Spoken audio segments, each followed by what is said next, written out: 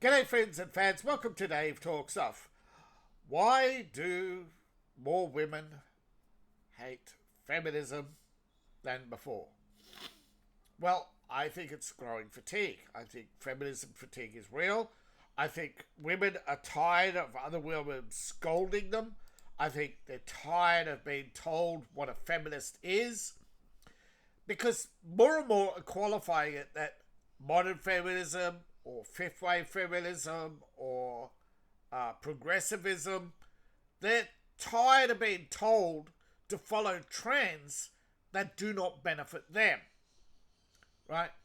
The majority of women are taking to TikTok, where 5 years ago you'd see feminist videos, now you see anti-feminist videos.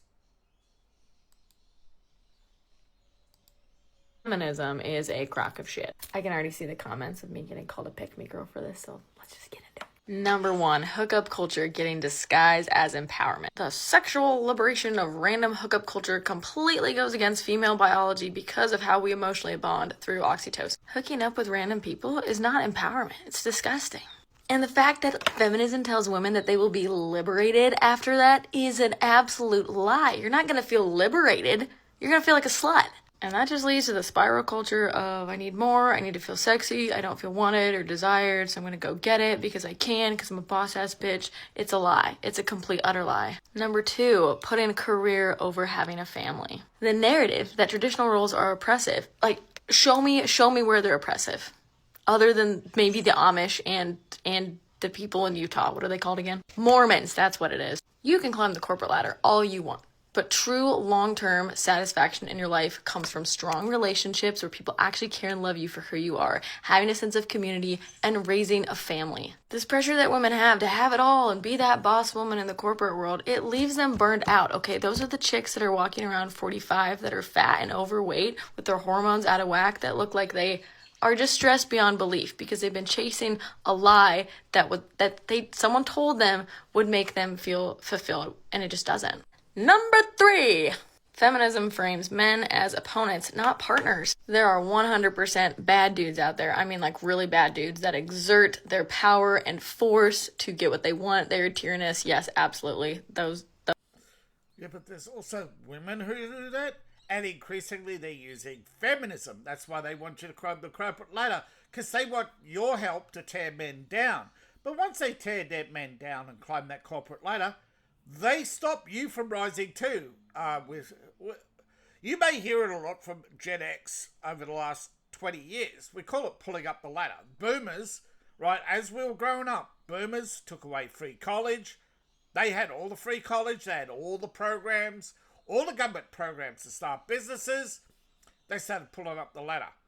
And ironically, increasing taxes, but to increase spending on social welfare. Why? Because boomers started needing their social benefits. They didn't save, so yeah, they've been using feminism to oppress men, to make sure that families are broken up and disharmonious. It is a lot of women, however, yeah, absolutely, there are. Can't dispute that 83% of crime is committed by men. But, yeah, talk to a feminist and I think it's 100%. Those guys do exist. But attacking men in general, telling them that their masculinity is inherently toxic, is the most messed up thing on the planet. Men and women are different. Our bodies are different. Our hormones are different. Our brains are different. We are just different. We can be equal, but we can acknowledge our differences and understand that the yin and yang between the sexes is not the problem.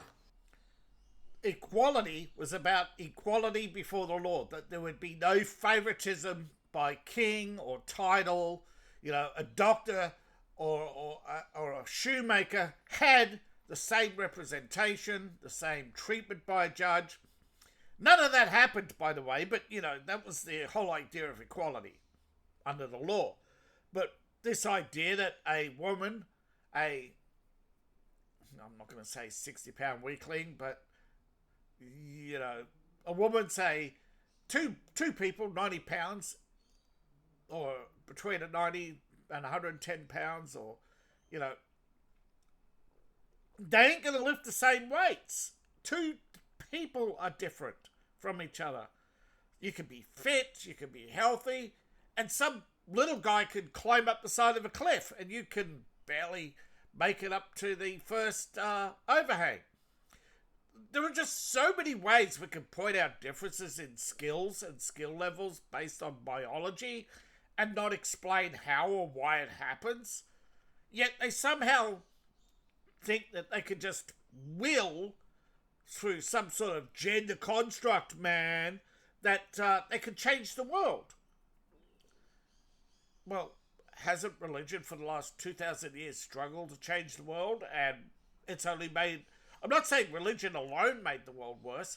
I'm saying the political exploitation of religion has made the last 50 years worse.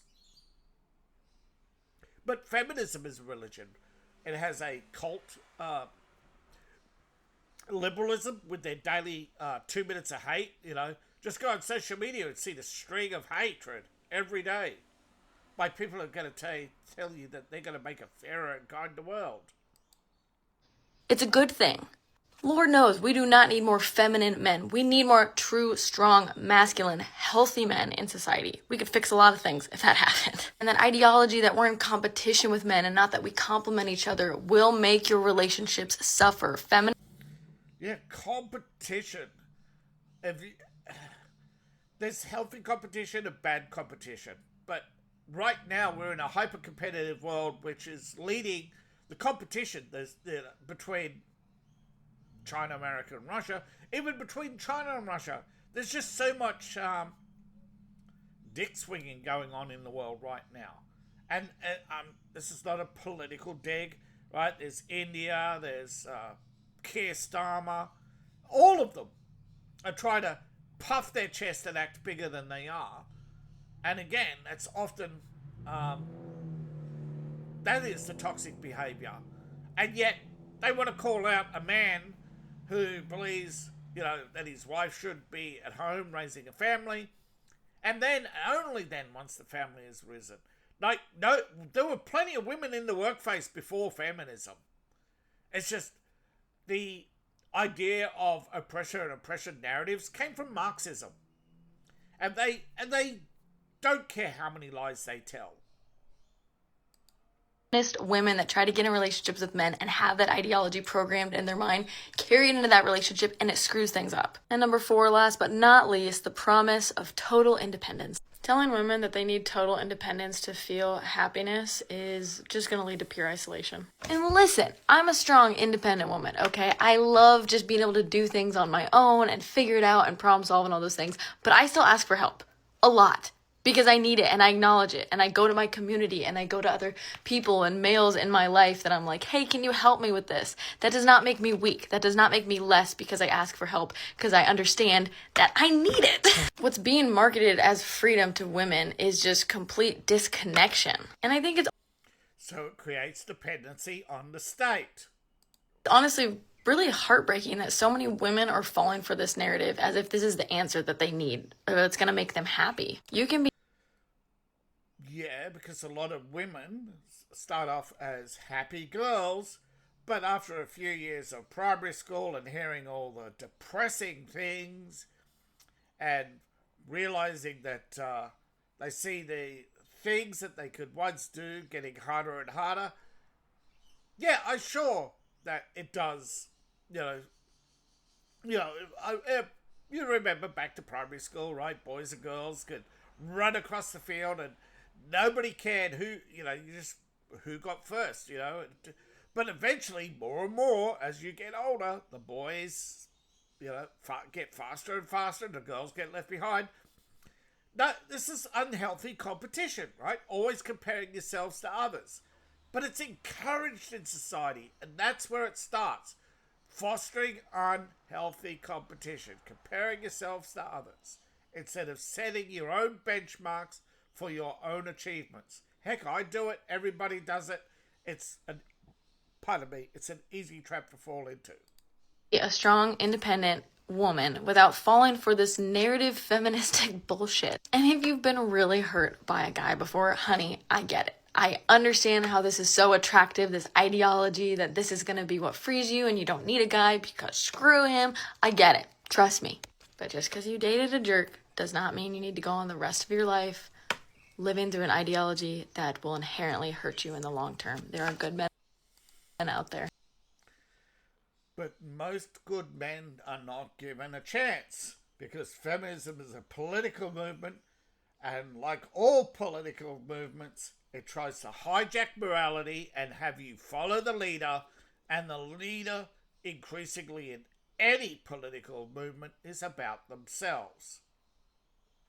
How many presidents in the last 20 years have all gotten richer and pulled out their presidential library books and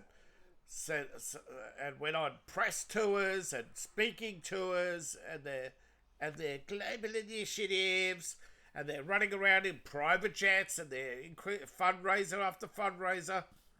Those are all tax dollars. That's all just deviating tax dollars to have a party at the expense of the state. It takes a real man to recognize when a real man needs help, and increasingly men don't want to help men. Men have been encouraged into a unhealthy relationship, but through school system bullying, right? Because the government thinks that fear will motivate you more than altruism. Now, altruism on both the left and right is something they exploit and ultimately condemn. And I know Anne Ryan condemned altruism because it does lead to bad outcomes.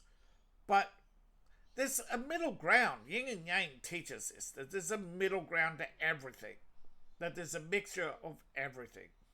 So don't allow this toxic culture that uses bullying tactics to dominate you. Else fillers who are breaking their back to post a thirst trap telling me I'm a pick-me. You can't even see my elbows in my videos and I still will get picked. Second one, I believe in equality of opportunity, not outcome. In the West, women have every right to choose whatever subject they want to study in school and whatever career they want to do as they get older. Now, if, like me, they choose a low-paying career, such as teaching or nursing, they can't blame patriarchy. And they're going to argue, but what about when they do the same job? Well, there's certain jobs that men and women do that where women get paid more. Check OnlyFans. And yes, I agree. What about women across the world? When was the last time you shed light on how pharmaceuticals use women in Africa and India to trial their drugs on, leaving them infertile? Or the fact that pharmaceuticals make billions from vaccines and yet have not built more hospitals for women, and as a result, they're dying of childbirth. I must have missed that trend, but I did manage to watch your Bust It Challenge and your thirst. What? Yes, women couldn't vote and they couldn't work, but that doesn't mean they were the only ones that were being oppressed. At that time, men were drafted and legally obliged to go across the world and fight in a war that they had nothing to do with. They then had to come back either in a coffin or filled with mental trauma and given no financial, social or emotional recovery time. So while men were fighting wars, you couldn't vote and you were the one that was oppressed. What about domestic violence? If feminism eradicated domestic violence, rape and homicide, I'd be all for it. But instead, those things remain the same, while what has increased is mental health issues, suicide and broken homes. But my biggest issue is that it's a privileged problem, predominantly projected by white middle-class women who have every luxury in the world. It seems to me that it's just a bunch of women who are fighting for an identity and a cause and desperately trying to be a victim of fake oppression. Is coming from girls with BBLs, fillers, who... Particularly when you look at groups like Code Pink, it is a grift, a paid holiday, and you've seen it. 24 trips in the last year alone to Paris.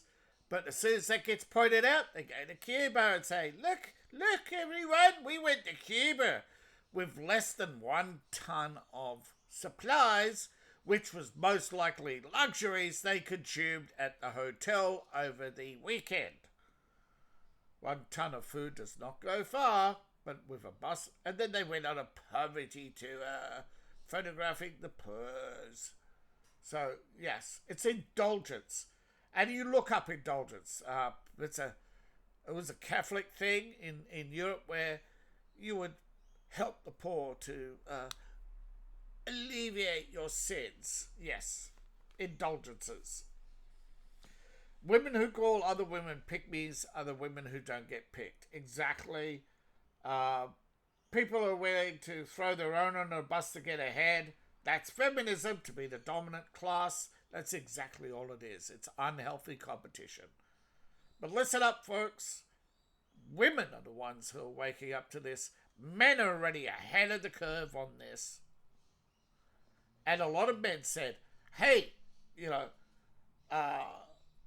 it won't affect me. I'm mgtow. Well, trust me, the government will eventually stop importing and start deporting and start forcing you to either make a baby or to contribute more to society. They'll take away.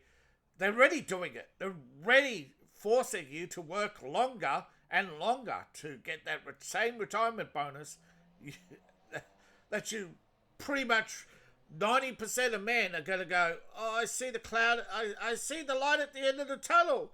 Wait, there's someone headed towards me. It looks like Jesus. Yeah, that's your retirement. That's it, you know. There's no loving wife. There's no pottering in the garden. You know, all those luxuries that they told you 50 years ago you would earn. Hell, even the boomers hate retirement. They go out and protest their causes. Like some of the boomer celebrities, they can't retire because they've spent it all, or their healthcare has eaten them alive, or their taxes, which they haven't paid in 100 years. No feminist has ever had the radical notion that feminism is killing women. But women, before they become feminists, are realizing that it's killing women.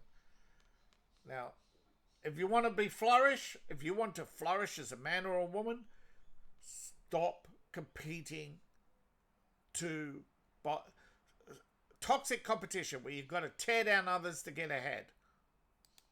Feminism is not about equality anymore. It's about tearing down men and stripping women of their true power. The original idea of feminism was about giving women equal rights, the ability to vote, work, and have a voice, but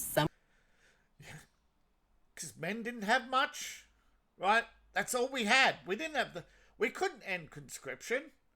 We couldn't say no to wars. All these women who were complaining about the vote. What about the 10 million men who didn't grow up to be fathers, who didn't come home to their mothers and get married and have grandchildren?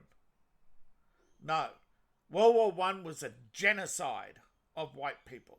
World War II was finishing off European nationalism. It was all political. That's why they try even now to control history so that you don't know what really happened. And now they finally admit, oh yeah, it was all rigged. We rigged the whole game against you. Isn't that right, Angela Merkel? So, yes. Feminism should not be seen as a challenge to dominate forever. Because, no, you know what will happen? There will always be a challenger. When you create power, you create a challenger. You do know that, right? Most organizations create their own enemies. Capitalism, communism, they're just isms, right? But the whole idea is of free market capitalism. No, I could be fair. I could distribute wealth and goods and services better through state power so that nothing can stop us. Yeah. Except corruption, of course. Incompetence. Lack of experience. Oh, that comes under incompetence. But, yeah. somewhere along the way, it turned toxic. Modern feminism today tells women to hate men, reject families, and act like the very thing they claim to be fighting against. And here's the truth. Feminism didn't make women stronger. It made them miserable. Yeah. white middle class women who are still the predominant feminists on the planet are all miserable. They are the most miserable and highest consumers of antidepressants and consumer drugs.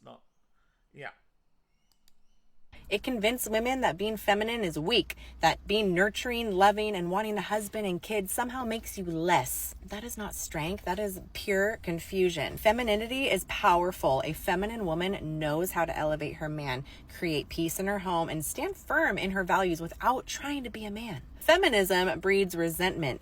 Femininity creates harmony, and that's the difference that nobody wants to admit. Ladies, you do not gain power by competing with the guys. You lose power because you now are at the mercy of the state.